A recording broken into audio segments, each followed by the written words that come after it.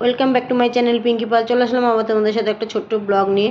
তো দেখতেই পাচ্ছ এখন রেডি আপাতত হয়ে গেছি। সকালবেলা এখন একটা খারাপ খবর আসাতে এখন হট করেই ছুটতে হচ্ছে।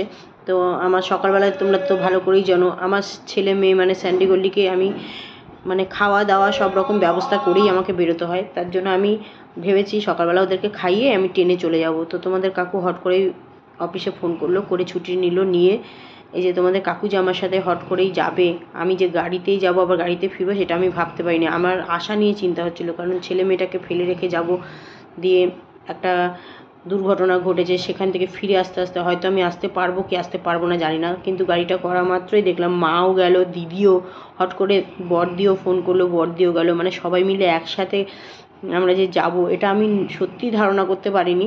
তো যাই হোক, একজনের বিপদে মানে বোনের যে ছোট বোনের শ্বশুর মারা গেছে, তার জন্য হট করে খবর আসাতে তাই জন্য সবাই মিলেই একসাথে ছুটলাম। আর প্রচণ্ড দেখো আমাদের এখানটায় এত রোদ ছিল যখন বেরিয়েছিলাম, তারপর রাস্তায় যেতে যেতে দেখছি মেঘলা ওয়েদার হয়ে গেল। তো হট করে যে বুঝতে পারলাম না যে ওদের ওদিকে মানে কলকাতায় তো ওদের বাড়ি, তো ওদের ওদিকে কি বৃষ্টি হচ্ছে। কিন্তু হ্যাঁ, হঠাৎই দেখছি রাস্তার মধ্যে মুষলধারা বৃষ্টি, দেখতে পাচ্ছ রাস্তার পুরো জল জমে গেছে। এত বৃষ্টি এত বৃষ্টি, বৃষ্টির মধ্যে আমাদের গাড়ি আস্তে আস্তে করে চালিয়ে যেতে হয়েছে, কারণ যেটা আমাদের 1.5 ঘন্টায় গিয়ে পৌঁছায় সেটা আমাদের লেগে গেছে নেই করে 1 ঘন্টার ওপরে, এই 2 ঘন্টার ওপরে সরি। তো যাই হোক, এত বৃষ্টির মধ্যে তবু গিয়ে পৌঁছাতে হবে। জানি না ওদের পরিস্থিতি কেমন আছে কী আছে, তবু মনে হচ্ছে ওদের ওদিকেও বৃষ্টি হচ্ছে। এখানে যখন এত বৃষ্টি, এখন দেখতে পাচ্ছ আমরা দক্ষিণেশ্বরে রয়েছি, এটা হচ্ছে দক্ষিণেশ্বরের ব্রিজ। তো ওদের কাছাকাছি এসে গেছি, ওদের দক্ষিণেশ্বর থেকে একটু পেরোলেই এয়ারপোর্টের কাছাকাছি ওদের বাড়ি। তাই সকাল সকালই আমরা বেরিয়ে পড়েছি। তোমাদের কাকু অফিস না গিয়ে কাকুই সারাদিনটা আমাদের নিয়ে যাওয়া, ওখানে থাকা প্লাস নিয়ে আসা সবটাই তোমাদের কাকু করেছে, কারণ সেই মানুষটা যদি না থাকতো তাহলে হয়তো আমরা ফিরতে পারতাম না, সত্যি ফেরা যেত না। একটা ওরকম বাড়িতে গিয়ে রাত্রে আমরা যখন ফিরেছি শ্মশান থেকে তখন 8টা বাজে। তো 8টার সময় আমরা ওখান থেকে গাড়িতে রওনা দিয়েছি, বাড়িতে এসে পৌঁছেছি 10:30 11টা। তো একটা শ্মশানের একটা সিন দেখতেই পাচ্ছ, সবাই বসে আছে, প্রচুর লোক, 3টে বডি ছিল ওখানে। তো কুকুরটা কারো কাছে না গিয়ে বরের কোলে গিয়ে কি সুন্দর দেখো চুপচাপ শুয়ে আছে। এই সিনটা তোমাদের শেয়ার করলাম। তো তোমাদের পুরো ভিডিওটা আমি দেখাতে পারলাম না, তো সবটাই দেখালাম যে সঙ্গে সঙ্গে ছুটে গেলাম, দৌড়ালাম, মানে সারাটা দিন যে আমাদের কিভাবে কেটে গেল। আর নিজের চোখে এরকম জিনিস আমি কোনোদিন দেখিনি। আমার বাবাও তো গত হয়েছে, তো আমি সেই সময়ও বাড়ি ছিলাম, কিন্তু বোনের শ্বশুর গত হওয়াতে তার সাথে ঘাটে যাওয়া, কিভাবে কি করা সবটা শেয়ার, মানে সামনে বসে থেকে দেখা। তাও কিন্তু দেখো সত্যি কথা বলতে ভয় ডর বলে সেই জিনিসটা আমার মনে অতটা নেই, কিন্তু ওরা তো ছোটো ছোটো বাচ্চা, বোনের ছেলে মেয়ে, বোনের ছেলেটা তো একদমই ভয়ে জড়সড়ো হয়ে গেছিলো।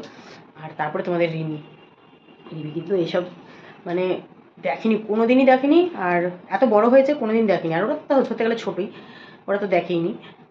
তাও আমি ওদিকে মা আমি সবাই মিলে বলে এসেছি একসাথে সবাই মিলে শুই, যেহেতু বাচ্চা বাচ্চা ছোটো, ওরা ভয় পাবি। আর এইটা দেখবে একটা বড়দেরও একটা ভয় ভয় লাগে।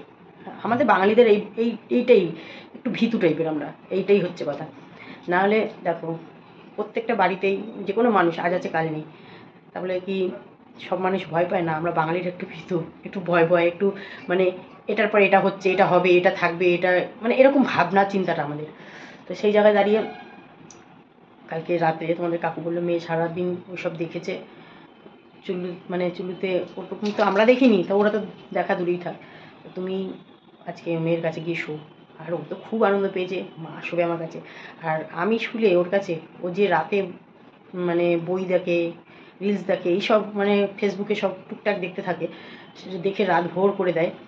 কিন্তু আমি যদি ওর কাছে শুই তাহলে আমি যখনই ঘুমাবো ও আমার সাথে সাথে ঘুমিয়ে যায়। আর যেই অভ্যেসটাও ছিল, আমি খুব কদিন বকেছি ঘর অন্ধকার করে শোয়া, তো সেটাকেও চেঞ্জ করিয়েছি। আর এখন তো চেঞ্জ হবেই, কারণ নিজেই একটু একটু ভয় পাচ্ছে, অন্ধকার করে শোয়ার মতন পরিস্থিতি ওরা এখন নেই। তাই কালকে লাইট জ্বালিয়েই শুয়েছে, আর মায়ের সাথে ঘুমিয়েছে, আর মায়ের সাথেই মানে সারা রাতেই ঘুমিয়েছে।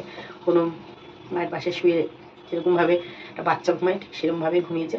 তো সকালবেলা আবার বোনদেরও ফোন করলাম, ওর এখন ব্যস্ত রয়েছে, রিসিভ করলো না। যাই হোক, পরে খোঁজ খবর নিয়ে নেবো। আর এখন আমি চলে এসেছি অনেকদিন পর আজকে রান্নাঘরে। আজকে রান্নার মেনু রান্না করবো, মানে আজকে জানো কতদিন রান্না করিনি ঘরে, সেই রান্না করেছি তোমার শুক্রবারে নিরামিষ, এই শনিবারে নিরামিষ লাস্ট, শনিবারে নিরামিষ রান্না করেছি, রবিবারে ননদের বাড়ি নিমন্ত্রণ ছিল, সোমবারে ননদ সব খাবার দাবার পাঠিয়ে দিয়েছিল, মানে রবিবারে যা ধরো অনেক অনেক এক্সেস হয়েছে ওদের, তো সেগুলো আমরা সোমবারে ধরো সবাই মিলে খাওয়া দাওয়া করেছি, মঙ্গলবারে আবার বোনের বাড়িতে চলে গেলাম, সারাদিনই উপোস চলে গেল, আজকে হচ্ছে বুধবার। তো আজকে আমি এখন রান্নার ঘরে চলে এসেছি, আর তোমাদের কাকুর তো ব্যাড হ্যাবিট রয়েছেই, তুকলে আছি, ব্যাড হ্যাবিট রয়েছে, মাছ এনে ফ্রিজে রেখে দিয়েছিল। দেখো দেখো আমি বলেছিলাম যে অনুষ্ঠান ছিল কয়েকদিন, এবার মৃত্যুটা তো বলে আসে না, মৃত্যুটা হঠাৎ করেই হয়েছে, ওটার কথা বাদ দাও।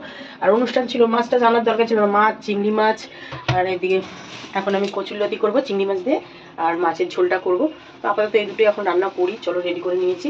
তো ভিডিওটা কেমন লাগলো, আমি সবটা সত্যি করে ওইসব জিনিস দেখানোর না, ওইসব জিনিস দেওয়ার না, যাওয়াটা জাস্ট তোমাদের সাথে শেয়ার করলাম, আসাটা শেয়ার করতে পারিনি, আসার সময় অনেক রাস্তা দাঁড়িয়ে অনেক কিছু মানে একটু টুকটাক খাওয়া দাওয়া করেছি, সেগুলো তোমাদের শেয়ার করতে পারতাম, কিন্তু শরীরের পজিশন ঠিক ছিল না, মন মেজাজ ভালো ছিল না, তাই পারিনি শেয়ার করতে। তো আজকে ভিডিওটা শেষ করলাম, ভিডিওটা কেমন লাগলো, সবাই মিলে একসাথে ছুটলাম, ভেবেছিলাম একাই হয়তো যেতে হবে, আমি ছুটেছিলাম, তৈরি হচ্ছিলাম একা যাওয়ার জন্য, কিন্তু দেখলাম না, তোমাদের কাকু বললো গাড়ি নিয়ে যাবো, আর আমি একা গেলে হয়তো ফিরতে পারতাম না, আর আমাকে আমার বোন আগের থেকেই বলে রেখেছিল, যে বললাম যে আমি থাকতে পারবো কিনা। আর সত্যি কথা, আমি স্যান্ডিগোল্ডিকে রেখে এক রাতও কোথাও কাটাতে পারি না, কারণ ওদেরকে খাওয়া দাওয়ার, ওরা তো নিজেরা খেতে পারে না, ওদেরকে খাওয়াতে হয়, খাওয়ানোর লোক নেই, ওই জন্য আমাকে যেখানেই যাই সারাদিনে আমাদের বাড়িতে যে দাদা থাকে ওই দাদার কাছে রেখে যাই, দাদা টয়লেট করায়, খাবার দাবার যাই হোক ডগ ফুড দিয়ে দেয়, আর ভাতটা আমাকে এসে খাওয়াতে হয়। তো আমি অত রাতে এসে কালকে 11টার সময় ভাত খাইয়েছি। তো চলো ভিডিওটা এইটুকু, নেক্সট ভিডিওতে আবার দেখা হচ্ছে, তখন দিন আসি মনে, টাটা, লাভ ইউ অল। আর সত্যি কথা বলতে ভিডিও দেওয়ার মতন পরিস্থিতি লাগছেও না, আর মন মেজে তো ভালো নাই, তাই ভিডিও সেরকম নিয়ে আসতে পারি না। আর যদিও কোথাও বেরোই তাহলে তো আনবো, আর বেরোই তো না, আমরা কোথাও বাড়ির মধ্যে যেটুকু মজা করি, হাসি ঠাট্টাই আর কি, সেইটুকুই সত্যি তোমাদের তুলে ধরি, আর এইটুকুই থাকবো, আছি এরকমভাবেই, তোমরা ভালোবাসা দিও, যেটুকু পারো সেটুকু ভালোবাসা দিও, তাহলেই যথেষ্ট, আমার বেশি কিছু হাই ফাইয়ের দরকার নেই। চলো।